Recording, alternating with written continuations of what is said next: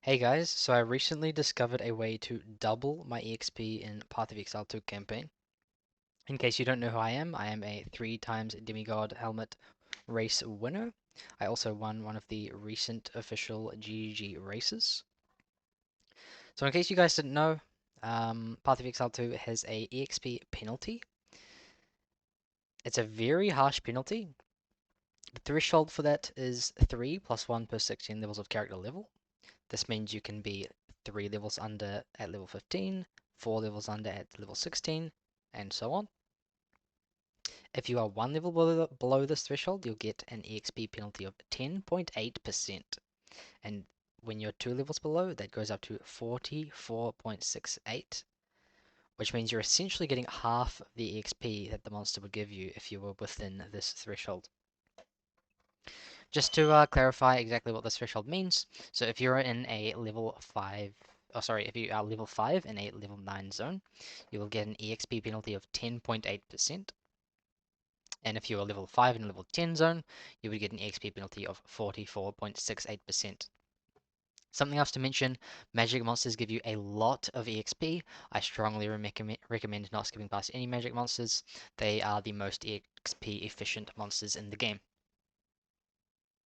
So if you find yourself getting towards this 2 level below the threshold scenario, you'll probably want to go back to earlier zones and farm EXP so that you can continue without getting a huge EXP penalty. Some great zones to do that in Act 1 are listed here. You probably won't have any issues in Act 1. It's very unlikely that you will. In case you don't know what level you need to be in which zone, I have a list here. The key thing is to be level 13 or level 14 if you want to use level 5 seal gems at the end of Act 1. In terms of zone order, so when we're in the hunting grounds, we have two options. We can go to Ogham Farmlands or we can go to Fraythorn. Fraythorn is a level 11 zone, which means we need to be level 8 or higher to have no EXP penalty. Whereas Farmlands is a level 12 zone, which means we need level 9. So basically, if you're level 9, go to Ogham Farmlands. If you're level 8, go to Fraythorn. And then come back and do whatever one you didn't start with. Some other tips for Act 1, the monsters in the Riverbank and Clearfell and the Grellwood give low EXP. I would recommend skipping any monsters in these zones and going straight to the Redvale. Grellwood's not too bad, you can kill monsters in here, but killing any monsters in the Riverbank and Clearfell is a complete waste of time. There's also a guaranteed magic pack in the Mana Ramparts next to the guaranteed support gem. Highly recommend going for that. You get a support gem and a bunch of EXP from those magic mobs. Going on to Act 2. The first half of Act 2, you're probably not going to have too many problems with EXP penalties, but if you are, then make sure you are sticking to these levels in these zones. The second half of Act 2 is where you're very likely to run into issues with EXP. I strongly recommend paying attention to your level from Valley of the Titans onwards. In terms of zone order, we are going to start with Keth, Lost City, and Buried Shrines. The reason for this is simple. We can get 2 passive points in Keth, as well as a guaranteed elemental resistance ring in Buried Shrines.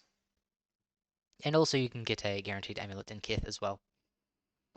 Next up, we're going to do Badlands and Bone Pits. This is because we need the relic before we go to Valley of the Titans, so that we can efficiently get the +1 charm passive. Other things you want to pay attention to in Act 2 is that Spies of Dashar is a level 30 zone, which means you need to be level 26 to avoid any EXP penalty. It's going to be very difficult for you to be level 26 entering Spies of Dashar. That never happens to me in any of my runs. So if you're only level 25 entering Spies of Dashar, it's not too bad. You're going to be getting about a 10% EXP penalty. I wouldn't worry about it. Just make sure that you hit level 26 before entering Dreadnought. And at the end of Act 2, you want to hit 28.5, maybe even 29.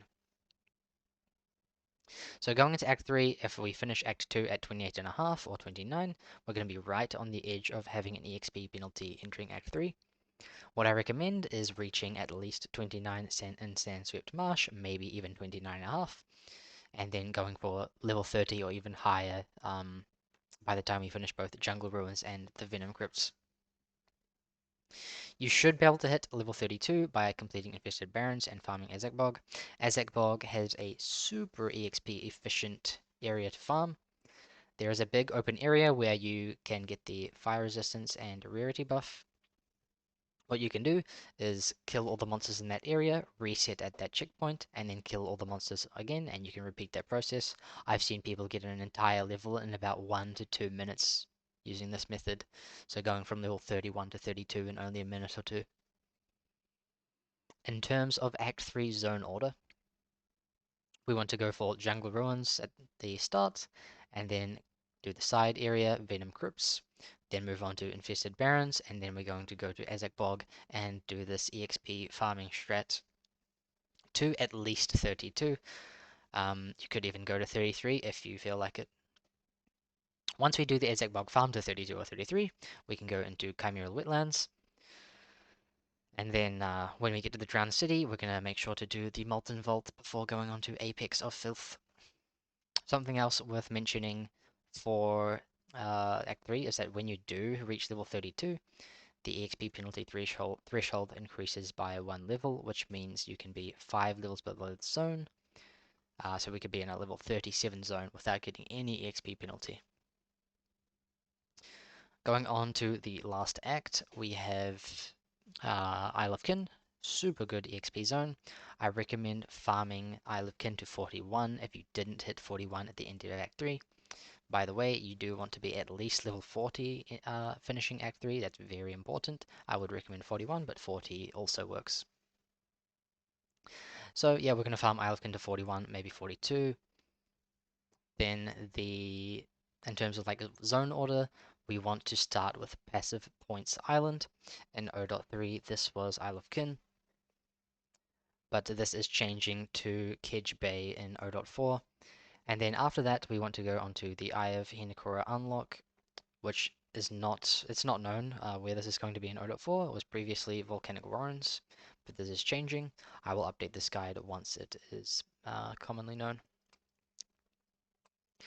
After we do those, we are going to go on to Whakapanu Island and Singing Caverns. In Singing Caverns, there is a quest item which we can hand into Rog to get a 10% elemental resistance amulet. Very, very strong item. You're probably going to be using that for a long time. I would highly recommend going for it. After that, we're going to go to Abandoned Prison and Solitary Confinement, and then Shrike Island. Once we do those, we're going to move on to Hive of Hinekora and Halls of the Dead, where we are going to get our 5% mana passive, as well as our tattoo passives and +2 passive skill book. Generally, I would recommend going for the elemental resistances here, just so that your early mapping early mapping, mid mapping is a lot easier on resistances. But that's totally up to you. You can go for attributes or resistances. It's not too important. Lastly, we're going to do Arrestus, Excavation, Nakanu, and Heart of the Tribe. The key point here is to hit at least level 48 by the end of Act 4. That way we can move into the interludes without getting an EXP penalty. In terms of the interludes, you can kind of do them in any order. I would probably recommend doing Interlude 2, then Interlude 3, then Interlude 1. The reason for that is because Interlude 2 is probably the hardest interlude, with Interlude 3 being the second hardest and Interlude 1 being the easiest. A lot of people struggle on the boss at the end of Interlude 2, so going for that first makes that boss easier for us. In terms of like looking out for EXP penalty in interludes, just make sure that you know this EXP penalty threshold, 3 + 1 per 16 levels of character level, and you should be good. You probably want to end the interludes at around level 58, but if you're not too worried, you can go for even lower, maybe even as low as something like 55 or 54. But I think that is about it. I guess in terms of like where you should farm in the interludes if you are getting underleveled, Stones of Surly in Interlude 1 is pretty good. I think that's the best zone to farm. And you can kind of, if you start in Interlude 2 and then you want to go farm, you can go to Interlude 1, Stones of Surly, and that zone will be a good level for you to farm. But yeah, that's it. I hope you guys found this video useful. I'm going to be streaming on twitch.tv/guy_that_dies_ for League Start. If you guys have any questions, come by. I'm happy to answer. Yeah, that's it for me. I'll see you guys later.